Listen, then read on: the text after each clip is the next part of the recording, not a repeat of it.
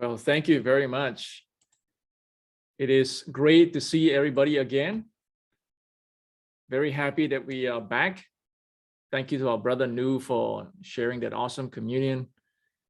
It is always so great to hear stories about somebody who came from a difficult background, confused, finding God, and how the Bible has changed his life.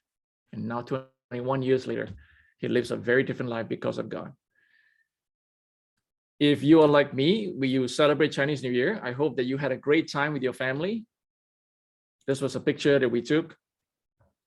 Oops, sorry. Are you guys able to see my screen? Yes. Is it just are you able to see the picture? Happy Year of the Tiger. Okay, thank you. I just needed to check because some things are frozen here. Okay, let me try again.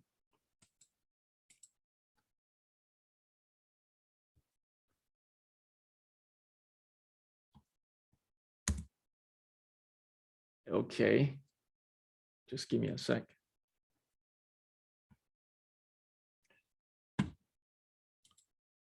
My apologies.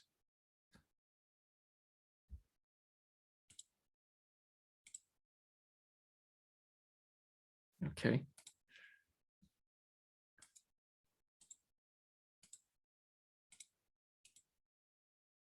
All right, sorry.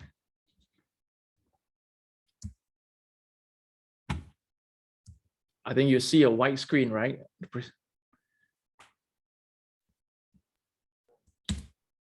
We also see your current slide number 2 of 32. I know. So I think I'm having some freezing.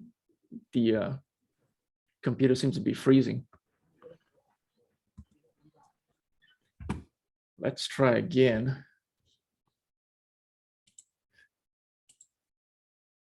My apologies, everybody.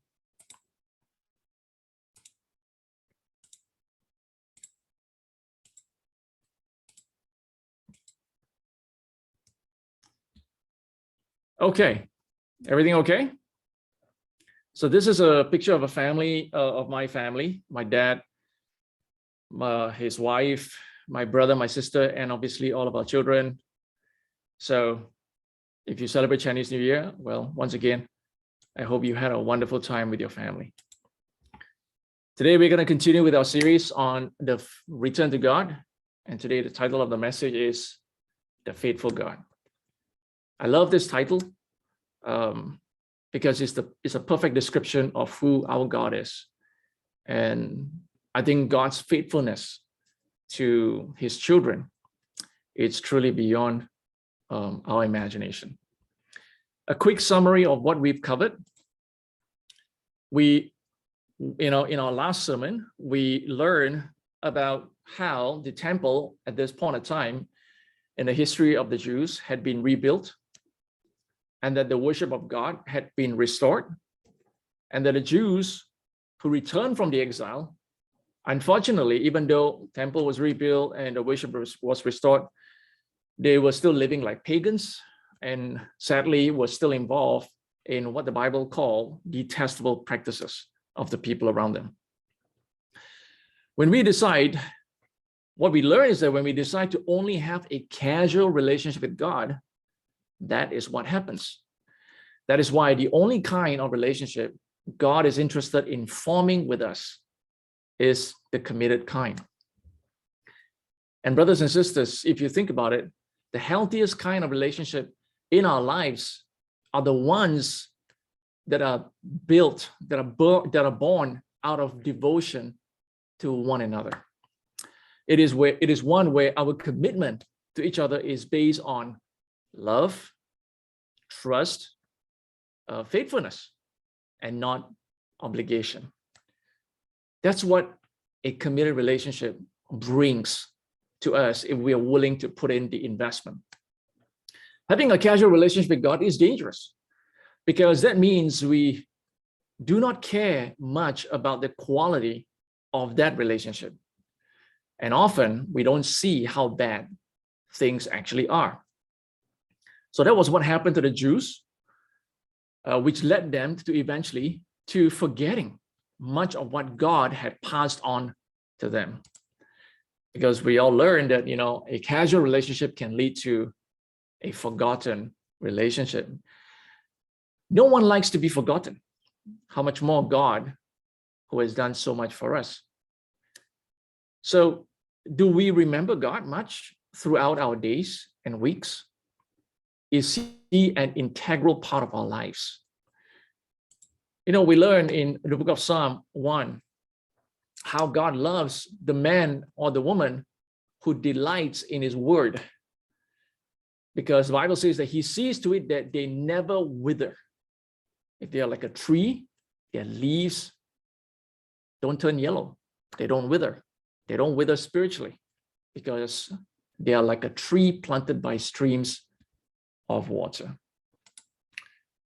We continue today in our series by going back again to the book of Esther to learn about what a faithful God he is.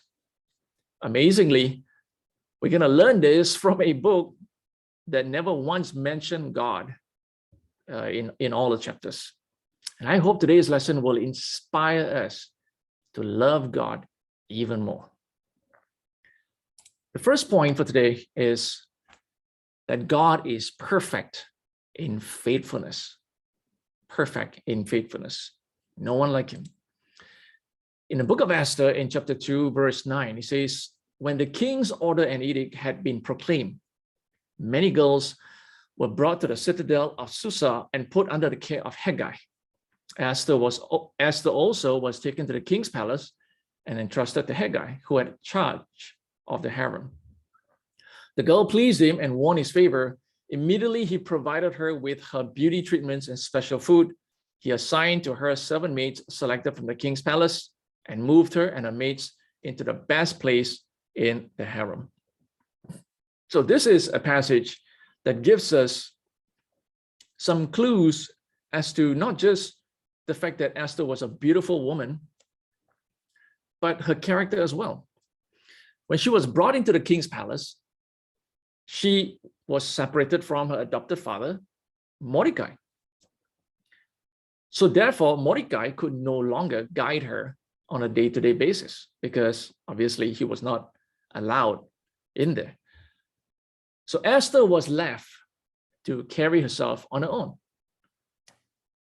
And we see that Esther had such an outstanding character because she was able to win over Haggai, the man who was in charge of all the potential queen candidates. He was immediately impressed with Esther, and you could tell he was already rooting for Esther to be queen. Obviously, he was convinced in his mind, having met and interacted with Esther, that, wow, she is not just beautiful, but she's something else. She stood above the others. So he gave her the best treatments, special food, and even the best place to stay. We learned in our previous sermon that even though Mordecai and Esther were not very spiritual at first, but you have to give credit to Mordecai for doing a great job raising Esther up. We go on to find out a little bit more about Esther. In verse 15, it says, when the turn came for Esther, the girl Mordecai had adopted, the daughter of his uncle Abihail, to go to the king, she asked for nothing other than what Haggai, the king's eunuch, who was in charge of the harem, suggested. And Esther won the favor of everyone who saw her. Not just was she beautiful with an outstanding character, but you kind of get the sense that she was perhaps wise as well, sensible, and certainly great with people. Because, a person may be able to get away with fooling one person by pretending to be an awesome somebody that he or she is not. I mean, you can pretend with one person, but you're not going to be able to fool everybody.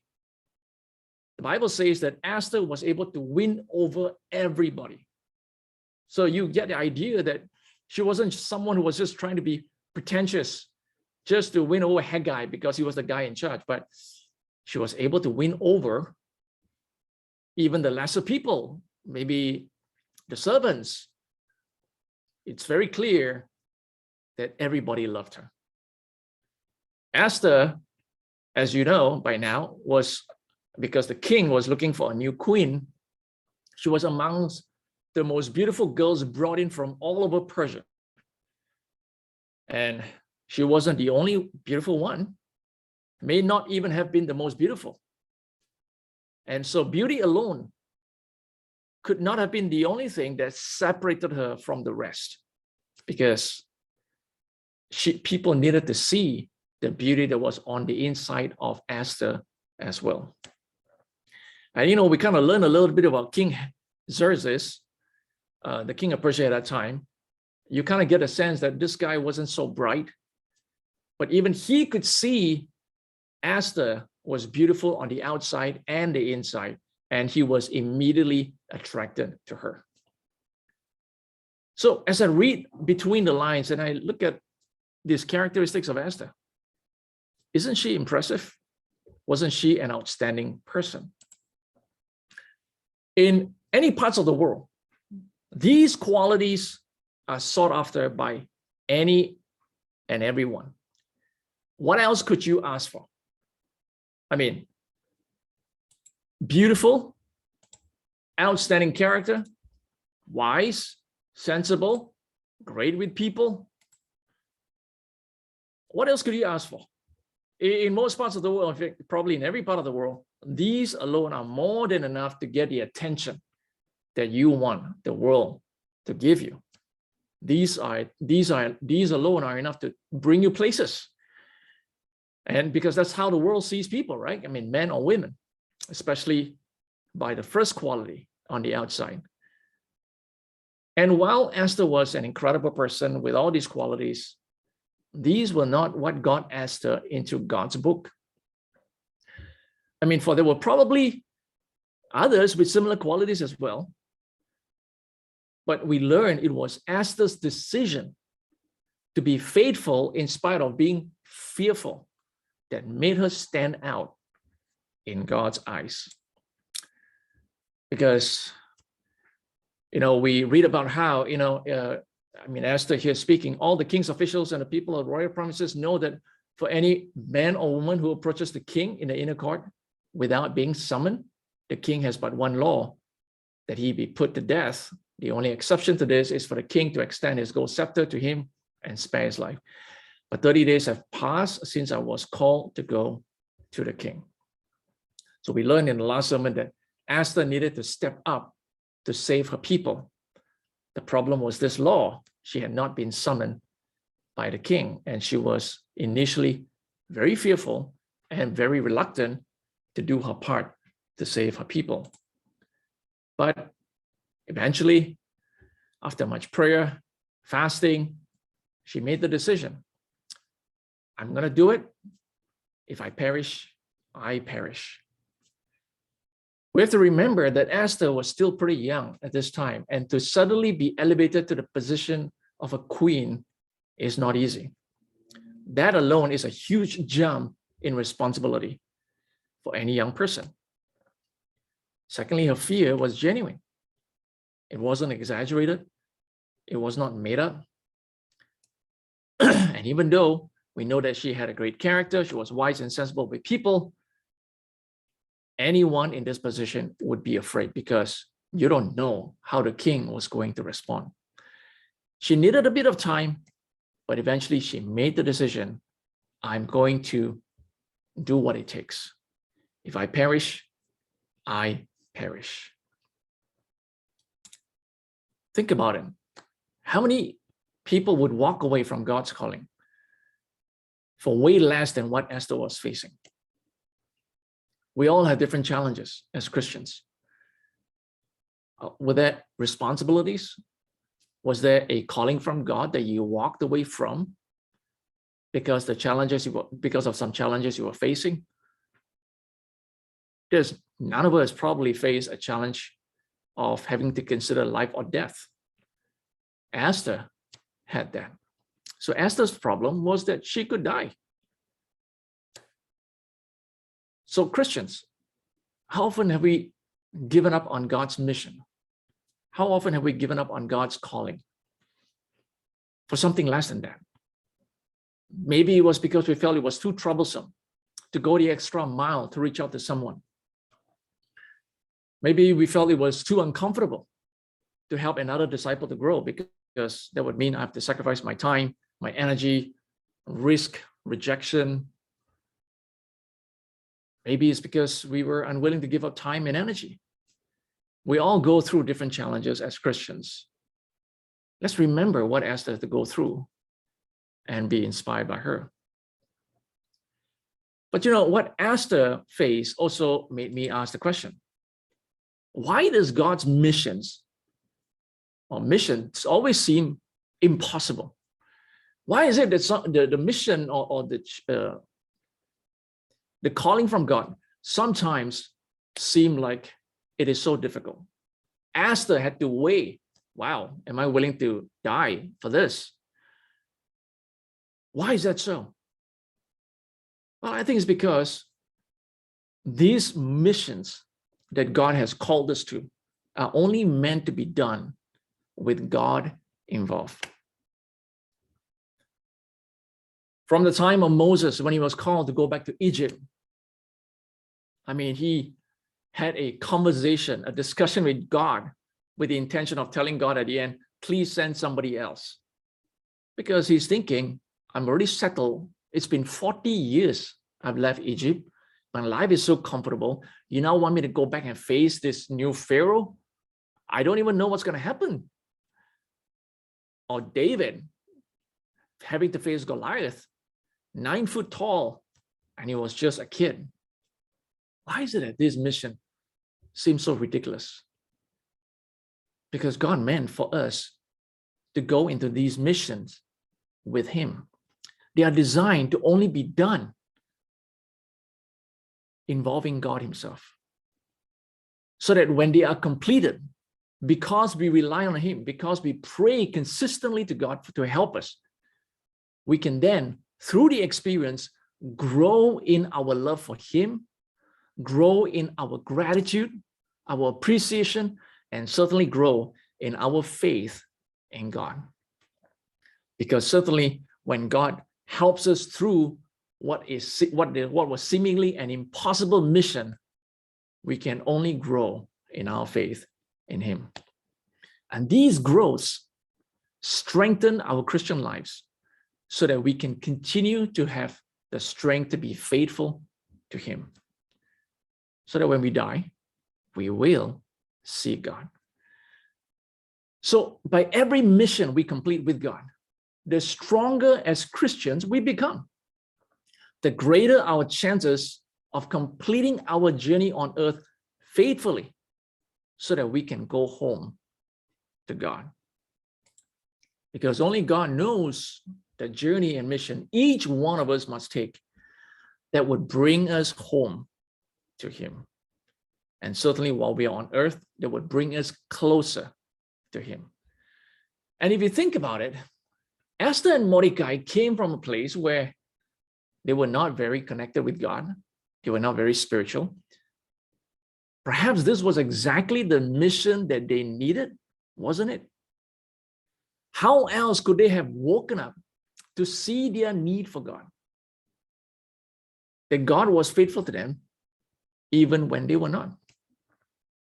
And through this, they began to realize, wow, God is constantly working. God was constantly working to help them. Our journey on earth is like that, isn't it, brothers and sisters? It's not over. Some of us have a longer way to go than others. Some of us are perhaps now closer to home. God is the only one who knows exactly where we are today and where we need to go to get home. Should we not therefore listen to his calling, his direction, his plans through the mission he gives us on earth? It seems so obvious that the answer is yes. But sometimes We can be stubborn. We can insist on taking paths that are easier, more comfortable to us. We insist on living lives our own way. And comfort comes first. No need to think too much about growing. No need to change. And leave it to God. But hopefully we can be inspired by this journey that Esther and Mordecai took. In 2 Timothy chapter 2, it says, if we endure, we will also reign with him. If we deny him, he will also deny us. If we are faithless, he remains faithful, for he cannot deny himself. I see God being amazingly faithful, even to a group of people who have pretty much forgotten much of what he had passed down to them, because our God is perfect in faithfulness. Let's not take God for granted. Always listen to our faith and not our fears. God is perfect in faithfulness. Secondly, we're going to look at God's perfect timing. In Esther 2 again, it says, but Mordecai found out about the plot to kill Xerxes and told Queen Esther, who in turn reported it to the king, giving credit to Mordecai. Remember how Mordecai saved the king's life and was not rewarded for it?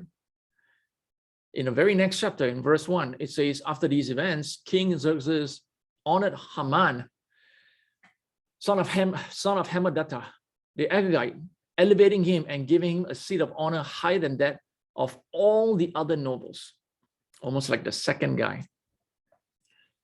So the king was saved by Mordecai, but somehow he promoted another man, Haman, who eventually hated Mordecai and wanted to kill him, and not just him, but all the people of his race, the Jews. When Esther became queen, it seems like all things were working out for Mordecai and his family. Then the opportunity came for him to save the king's life. He discovered the plot to assassinate the king, reported it, those two guys were assassinated. He saved the king, and being somewhat of a politician himself, Mordecai, things seem to be working out. And yet, in chapter 3, verse 5, it says, when Haman saw that Mordecai would not kneel down and pay him honor, he was enraged. Yet having learned who Mordecai's people were, he scorned the idea of killing only Mordecai. Instead, Haman looked for a way to destroy all Mordecai's people, the Jews, throughout the whole kingdom of Xerxes. How could things have turned out so badly? And they didn't stop there. They actually got worse. Because Haman was able to corrupt the king's impression of the Jews.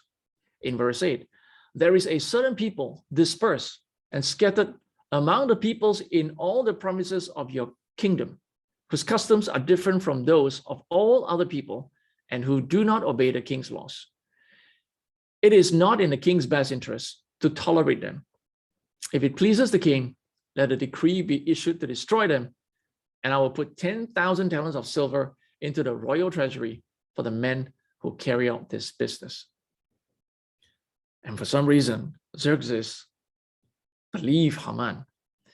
Haman, yes, crafted his words, took advantage of the king's lack of wisdom in discerning such things. And the king's attitude towards the Jews was changed from that point onwards. And he agreed with Haman, yeah, let's get rid of the Jews.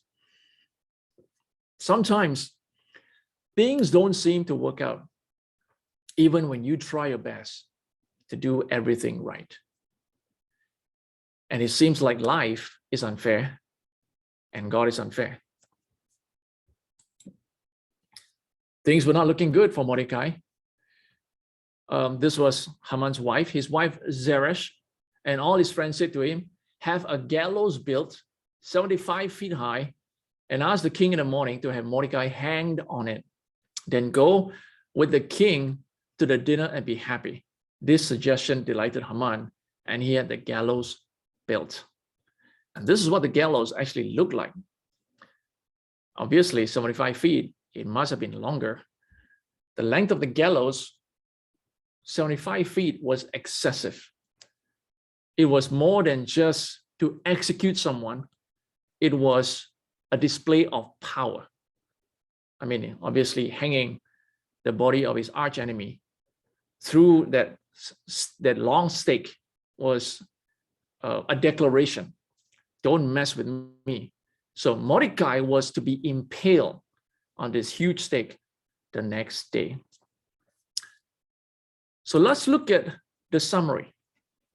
Mordecai saved the king. But instead of rewarding Mordecai, the king actually managed to forget about the incident and promoted Haman instead. Mordecai obviously got bitter by the experience, refused to honor Haman. Haman got hurt and decided that he was going to kill Mordecai and all his people. Then, of course, when Mordecai found out about it, he panicked, asked Esther for help, asked her to plead with Xerxes to save him and to save the Jews. Now we know that Esther eventually decided to do her part. So she came up with a plan, and the plan was smart. She invited Xerxes and Haman to a banquet. She thought, let me start by buttering him up. Let me try to get to his heart. And you know what they say, the way to a man's heart is through his stomach. So she literally put that into practice. Xerxes at the banquet was so pleased with her, asked her, what do you want? Tell me and I'll give it to you. And Esther was smart. Somehow she felt she was not ready at that moment to say it. Or maybe that was part of a plan. She said, come again tomorrow night to another banquet. So she invited both of them again to come to the second banquet, where she was planning to tell Xerxes of Haman's plan to kill all the Jews, which would include killing her as well. So that the second banquet was when Esther was planning to tell Xerxes, please save us. But here was the problem. I mean, if the flow goes according to Esther's plan, well and fine. But after the first banquet, Haman went out and saw Mordecai and became so enraged, went home, spoke to his wife and his close friends, and they all suggested, go and build the gallows and then kill him in the morning. So after the first banquet, Haman obviously was a very well-connected guy, managed to immediately build a 75-foot gallows right after the first banquet, and his plan was to kill Mordecai before the second banquet. So Esther's plan may have succeeded in saving the Jews and herself, but Mordecai would be dead by the second banquet. Only something spectacular was going to save Mordecai, because time was against him. And so that's where God stepped in. Because amazingly, after the first banquet, Xerxes went back and he could not sleep. That night, the king could not sleep. So he ordered the book of the Chronicles, the record of his reign, to be brought in and read to him. It was found recorded there that Mordecai had exposed Bigthana and Teresh, two of the king's officers who guarded the doorway, who had conspired to assassinate King Xerxes. Remember that Mordecai saved Xerxes, and somehow he managed, this guy must have been one disconnected king. He managed to forget that.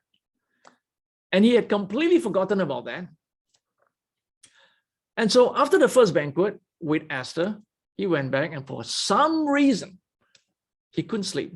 It just so happened that way. And so he thought, well, in those days, they didn't have Netflix. So the next best thing for him was, let me hear some stories from history. And of course, like the egotistical king he was, I want you to read history about my reign. And out of all the records that they have, the servants happened to find the period of time that coincided with the assassination plot that Mordecai found out, discovered, and reported and saved him. It just so happened that way.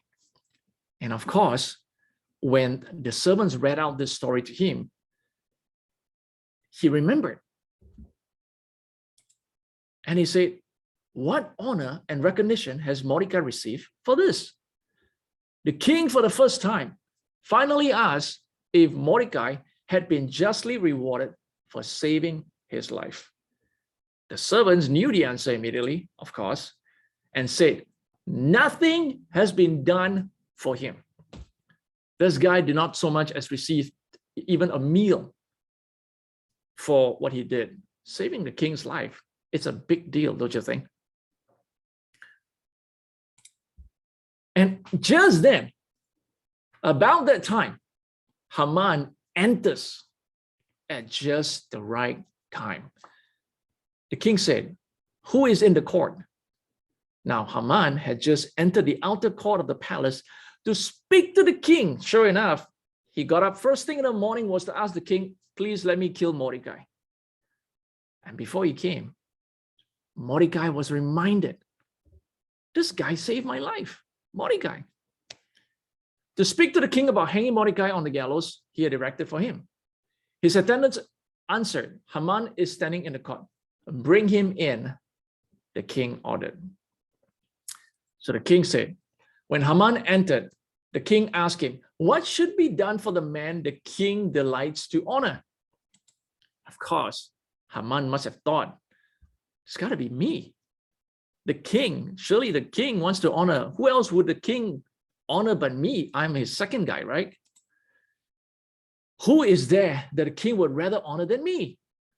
For the man the king delights to honor. So Haman then suggested this to the king. Oh, this is what you need to do for the man you want to honor.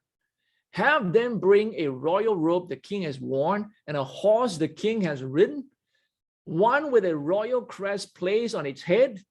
Then let the robe and the horse be entrusted to one of the king's most noble princes. Let them robe the man the king delights to honor and lead him on the horse through the city streets, proclaiming before him, this is what is done for the man the king delights to honor. And he thought, man, I got a perfect plan how I'm going to receive the highest honor. And of course, to his horror, the king said, go at once, get the robe and the horse and do just as you have suggested for Mordecai the Jew who sits at the king's gate. Do not neglect anything you have recommended. And of course, what a blow it must have been for Haman, because everything was going according to plan. If he had showed up, I don't know, half an hour earlier, right before he hears that part of the story of Mordecai, maybe things would have been different. But at just the right time, God reminded Xerxes, this guy saved your life and you did nothing for him. What an amazing turnaround.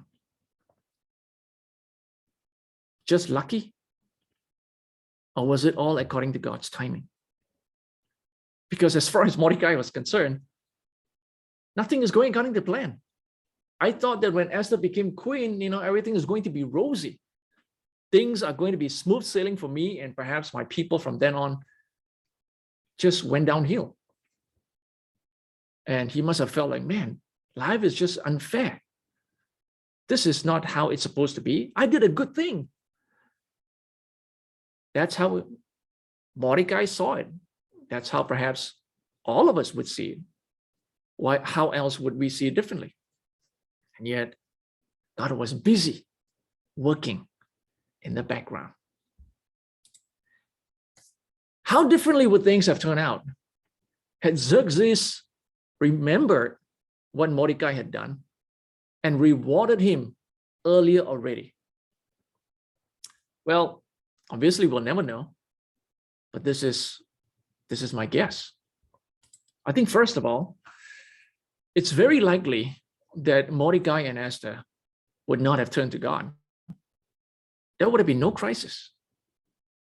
Why would they be thinking about fasting? Why would they be thinking about prayer? Because by this time, they had pretty much effectively forgotten a lot of the ways of God. Secondly, if Mordecai had been rewarded, he would have received limited honor. He certainly would not be wearing the king's robe, be sitting on a king's horse, be led through the streets, because these were Haman's ideas. Haman was thinking of maximum glory for myself. Mordecai benefited from it all because his reward was delayed. Thirdly, I think Mordecai would have received a promotion, but would he have immediately become the second guy? Maybe not. Maybe yes, but we'll never know. But why would Xerxes think about giving Mordecai so much? Doesn't seem like they were that close. And we saw that there were officials under Xerxes, under his service, who were not very happy with Xerxes. This guy didn't exactly have great relationships. He was not exactly a people king. And Xerxes was eventually assassinated in the year 465. Fourthly, more importantly, Xerxes would no longer be in his debt. Mordecai would have been rewarded. He would not be indebted to Mordecai anymore. And I think not much would have changed for the Jews. I don't think the fortunes of the Jews would have changed much. Yes, Mordecai would have probably become a higher ranking officer, look out for the Jews, but because of his lack of connection with God, I don't think he would have had the vision for all the Jews. I don't think the spirituality of the Jews would have been awakened. Remember how, because of this crisis, everybody put on sackcloth, fasted. Suddenly, all the Jews throughout Persia became spiritual because of one event. I don't know about you, but to me, that is just God's perfect timing. How else? This is like a script for a very exciting movie in Hollywood that you don't know the ending of. In the worst of times, God is always our best hope. If God did that for his people when they were unfaithful, what would he do for them when they are faithful? There is no limit. Only God can show us. But sadly for the Jews, they repeated this cycle throughout their history. They go back to God, they were faithful for a while, and then they abandoned God. And of course, they forgot about God. And then, of course, this event revived them again, reminded them who they were, that things may go well for now, but without God, there's no guarantee. God is always their best hope. They turned to God again. Sadly, it didn't last. Why live in a way where God has to constantly be rescuing us, bailing us out, throwing us a rope to save us from drowning because of the choices we make? Brothers and sisters, we can make better choices, starting from the small ones, by choosing to live our lives in a godly manner. Live in a way. Why live in a way where God has to constantly rescue us when we can live in a way where God is just glad to bless us? We saw today how God is perfect in his faithfulness. There is nobody like Jehovah God. Even when his people were unfaithful, he was perfect in his faithfulness. And then for Mordecai and Esther, just when everything was going downhill, just when disaster was about to strike, well, God came through again. It just seemed like he knew exactly the timing of when he needs to come in, when he needs to allow things to happen on their own. I hope we can see what a faithful God we worship. Thank you very much for your attention. I leave you now with some reflection, questions, and there are 6 questions. I hope that you can reflect on one each day this week. Thank you.